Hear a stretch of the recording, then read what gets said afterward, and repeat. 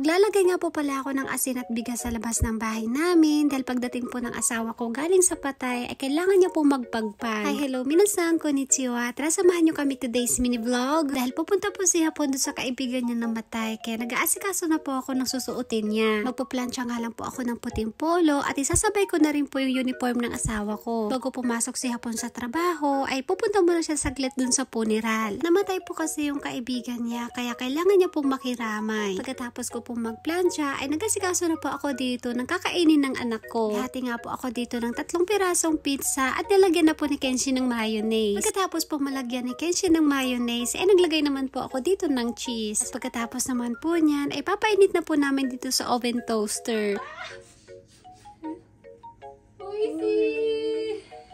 Ito nga po palang pizza ay palagi po yung binibili ng asawa ko pagkatapos po ng trabaho niya. Nakakatawa tong si Hapon dahil favorite ko pa naman tong pizza. Halos ako lahat nga lang din po yung nakakaubos niyan mga auntie.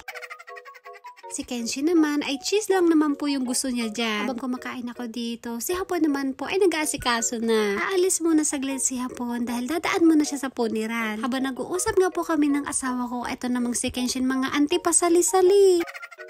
May binubulo nga po tong si Kenshin dahil gusto daw po niyang gumala. Kaso nga lang hindi pwede dahil hindi po pumayag tong asawa ko. Delikado daw po kasi kapag kaming dalawa lang. Kaya ang sabi niya ay sa day off na lang daw niya kami gagala. Ito nga po yung suot ng asawa ko, naka-formal attire siya. Bago umalis tong asawa ko ay natusan muna niya ako maglagay ng asin at saka ng bigas dun sa labas. Pinaparami ata ako ng lagay dito mga auntie. Ilagay ko na nga po dito sa labas para mamaya pagka-uwi ng asawa ko galing sa patay ay magpapagpag siya. Dito po pala sa Japan ay meron din po silang pamahiin na ganyan. Pagka uwi mo ng bahay galing po sa patay ay kailangan mo maglagay ng asin o bigas sa katawan saka mo ito papagpagin. Hindi ko po alam na meron po silang ganitong pamahiin. Sinabi lang po yan sa akin ng asawa ko. Kaya pala kapag uma-attend po tong asawa ko sa funeral ay palagi po siyang may nakareding asin sa labas. Kahit asin lang po yung ibuhos sa katawan ay okay lang naman daw po yun. Pero si Hapon gusto niya po asin at saka bigas. Tapos po mag-asikaso ng asawa ko ay hinatid na po namin siya dito sa labas. Saglit nga lang po yung asawa ko dahil meron po siyang pasok sa trabaho mga auntie. Dadaan lang po siya doon saglit at magbibigay lang po ng abuloy. Ito daw po sa Japan, ganoon daw po yung ginagawa nila. Kapag umuwi ka galing sa patay ay kailangan mo po maglagay ng asin bago ka pumasok sa loob ng bahay. Kasi para daw hindi po sumama yung mga masasamang espiritu sa loob ng bahay. Yan po yung sabi sa akin ng asawa ko, hindi ko lang po alam kung tama po yung pagkakaintindi ko.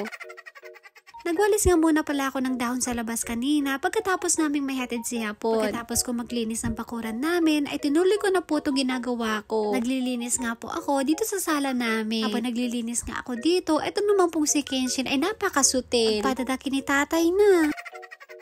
Habang busy-busy po ako maglinis, sakto naman mga auntie na dumating na po si uncle niyong Hapon. Ako na malaya na dumating na siya, kaya hindi ko pa nabidyohan yung pagbuhos niya ng asin at saka ng bigas sa katawan niya. Napakabilis nga lang niya, siguro wala pa pong 15 minutes. Kanina nga pala pagkadating ni Hapon ay nag-uusap po kami about dun sa patay. Ang kwento nga po sa akin ng asawa ko kapag na-cremate daw po yung katawan ng namatay, hindi nga muna daw po ito ililibing dahil yung abo po ay lalagay muna dun sa bahay ng mga 49 days. Ganun po pala sila dito sa Japan no mga auntie. Kung atin ay umaabot po ng 1 linggo bago natin ilibing. Dito po sa Japan ay umaabot po ng 49 days bago po nila ilibing. Pag-uwi nga po pala ng asawa ko ay busy ako ditong maglinis. Mamaya pa naman po siya papasok kaya busy-busyhan muna ako dito mga auntie. Si Kenshi naman ay busy din pong magsulat.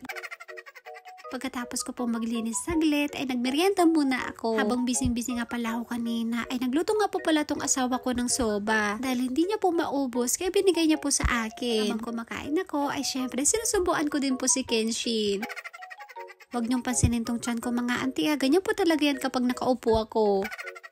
Pagkatapos kong kumain, nag-uusap nga po kami dito ng asawa ko. May tinitignan po kaming papel. May dumating nga pong sobre. Akala ko naman ayuda. Sana all may ayuda kasi kami po ay hindi po talaga kami nakakatanggap ng kahit anong klaseng mga ayuda.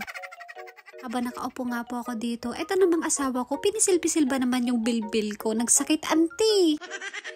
Bago pumasok sa trabaho si Daddy, ay nagbibiruan nga muna kami. Pinagkukwentuhan nga po namin yung masasayang araw kung paano kami nagkakilala dati. Etong asawa ko kapag nagbiro yan, ay sumasakit talaga yung tiyan ko sa kakatawa. Habang nagkukwentuhan naman kami ng asawa ko, eto naman po si Kenshin ay nagsiselos. Si Kenshin kapag nakikita po niya naghaharutan kami ng papa niya, ay gusto din po niyang makisali. Tawa nga po ako ng tawa dito. Eto kasi si uncle nyo, kung ano-ano po yung kinukwento. Ala, sumayat ni auntie yo. Dahil papasok na po sa trabaho si daddy, ay hinatid na po namin siya dito sa labas. Yun lang po. At dito na po natapos ang aming mini vlog. Maraming salamat po. Thank you for watching. Sayonara and bye bye. 何見てんだ